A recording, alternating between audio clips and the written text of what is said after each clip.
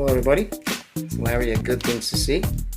And this is part 7 of Larry Speaks. The last time we talked about John F. Kennedy, I said to you that the next time I mentioned his name, that I would tell you about the Bay of Pigs. So that's what I'm going to do right now. When Kennedy was sworn in as president, his first briefing from Truman was regarding to the Bay of Pigs.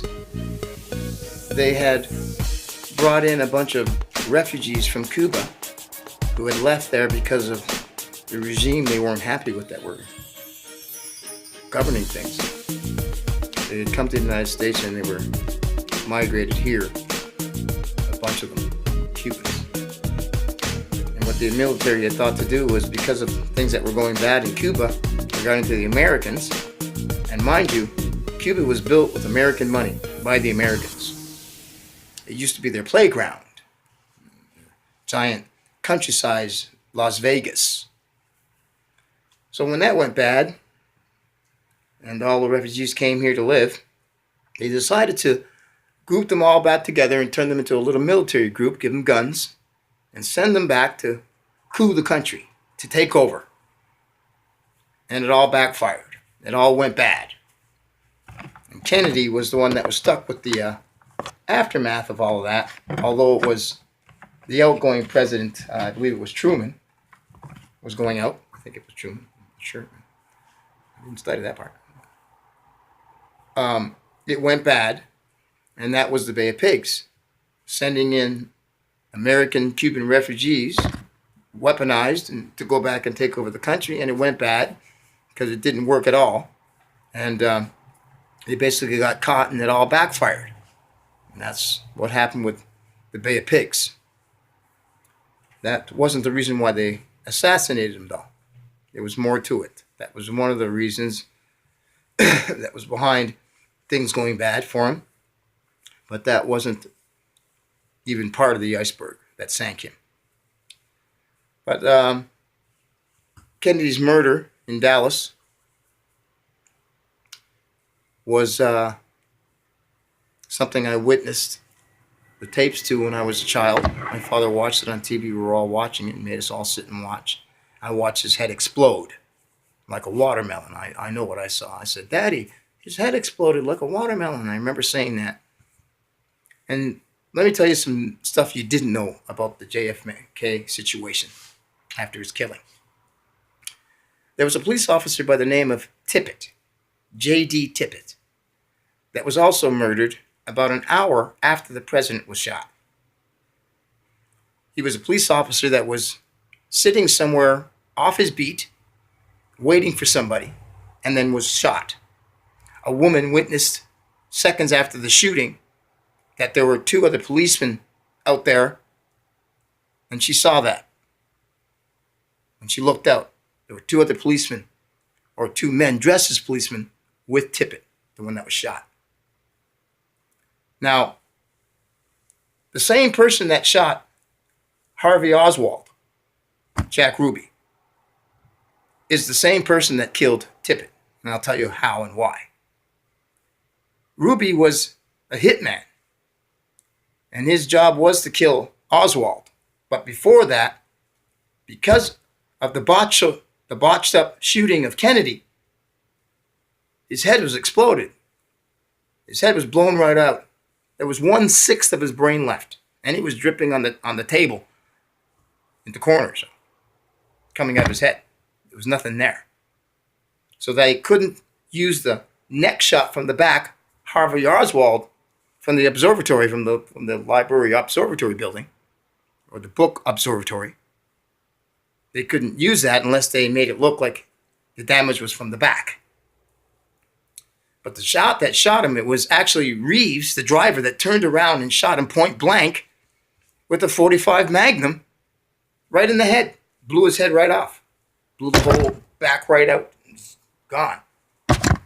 Blew out all but 1/6 of his brain. Point blank. They showed you that in the film by Bobby Cooper. So that would be Behold the Pale Horse. That's the film.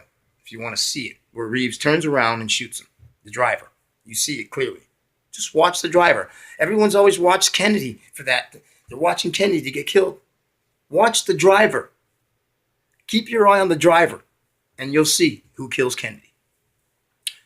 So what happened was Ruby was sent out after Kennedy's head was blown apart that way to kill Tippit, who looked just like Kennedy. He had the same face. And they shot Tippit in order to replace John Kennedy's head. They couldn't take the brain out, so they replaced the whole head. So in other words,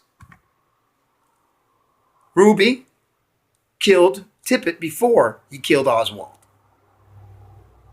Because he killed them both. He was dressed up as a police officer when they got Tippit to where they needed him to be to shoot him. And the woman witnessed that. But he was dressed up as a police officer. Then he goes, gets ready for the coming out of Oswald. They knew he was coming out to bring him out. He hadn't been questioned or nothing. He didn't know nothing about anything. He even said he didn't know what was going on. Then he's being transported out, and boom, Ruby does the trick right there. That's the end of Oswald. But here's the big deal.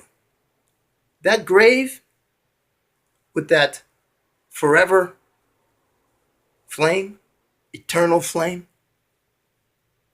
with the body of John F. Kennedy laying in it, from his feet to his neck, and from the neck to the top of the head, it's J.D. Tippit.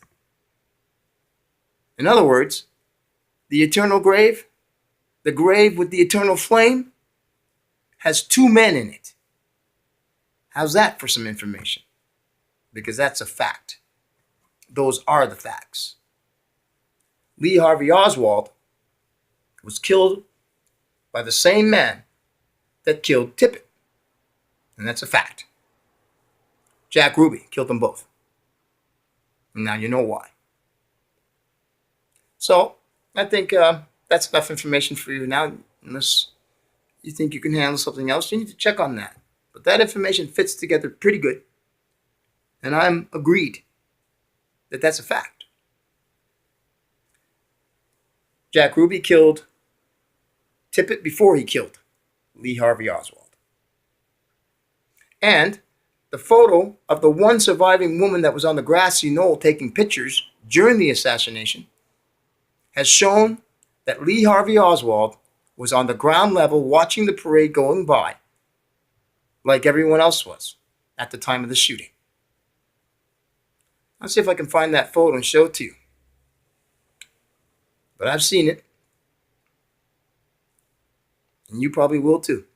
Because he was on the ground. And his whole family was destroyed over that whole false flag crap.